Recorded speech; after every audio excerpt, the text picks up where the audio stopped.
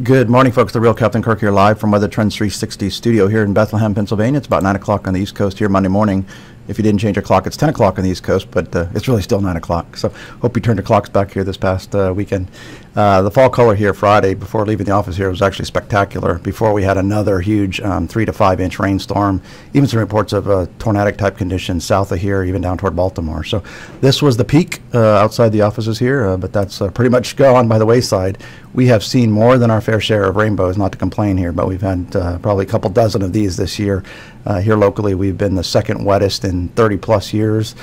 U.S. overall, year to date, has been the #1 wettest in 30 years, and we're adding more rain here to the soggy East Coast. So it's been a very wet year, to say the least.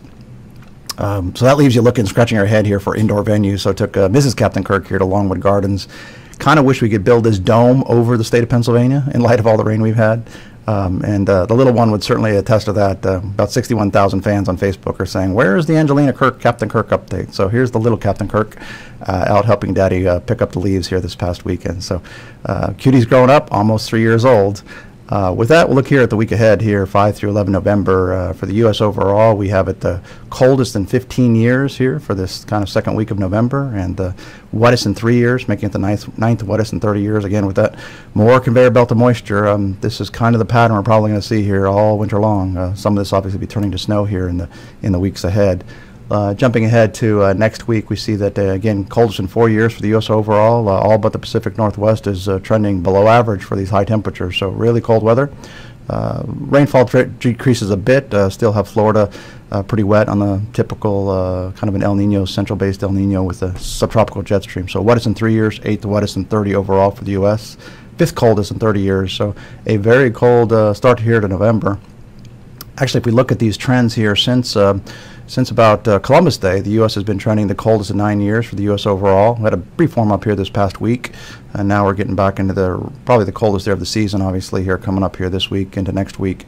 So if we track it since Columbus Day through about mid-November, we're looking at the coldest in 16 years for the U.S. overall. So certainly a cold fall, and if you were expecting a cold fall, or actually a warm fall, some were predicting, and even a warm winter, you might want to rethink that. Again, as we've said many times, coldest, snowiest winter in at least 5 years, almost a certainty. Jumping here, if we look at the snowfall trends, again, this is just a model interpretation of the next couple weeks, but we're definitely going to be adding some snowpack throughout the Rocky Mountains, the upper Midwest, the Great Lakes, and next week we may actually start to see those lake effect snows kick into gear with the colder weather moving across the lake. So 'tis the season for talking about snowfall here. I know it's a four-letter word for some. If we look at some of the trends here across the world, obviously most of the cold air is centered right here. So over the next 2 weeks, most of the cold's in central and eastern Canada, and obviously much of the eastern U.S. Spain's pretty cold. Central Europe's pretty warm. China's pretty cold in the western part of the country. Eastern folks, where most folks live, is pretty warm. So again, pretty much the cold air is centered right here in eastern North America. Looking at precip, again, we can see if you've been wet, you're probably going to remain wet, and if you've been dry, you'll probably remain dry. So again, the conveyor belt of moisture in the east, very wet in Western Europe. Jumping ahead here to the things that are kind of driving our weather pattern here is kind of the central El Nino Modokai. So if you look at this, the concentration of really warm water temperatures in the Pacific are kind of right here in the central part, south of Hawaii, toward the equator. Some warming, but still kind of pockets of colder weather. So this is not a full-blown major El Nino by any means. It's kind of a weaker, maybe moderate El Nino at best. Other terms we think you're going to hear this year is the blob. It's this warm area south of Alaska.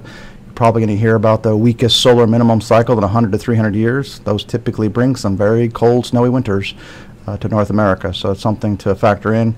We definitely think you're going to hear polar vortex probably by mid-January into February, and this warm Gulf of Mexico, Gulf Stream current here is very warm, so it's very much a classic nor'easter track. So those are just some of the things that we think you're going to hear this winter, so get ready if you haven't already gotten ready. And this week, again, don't forget on Tuesday, tomorrow, time to vote. And with that, folks, we hope you have a great week, and we'll be back here this time next week.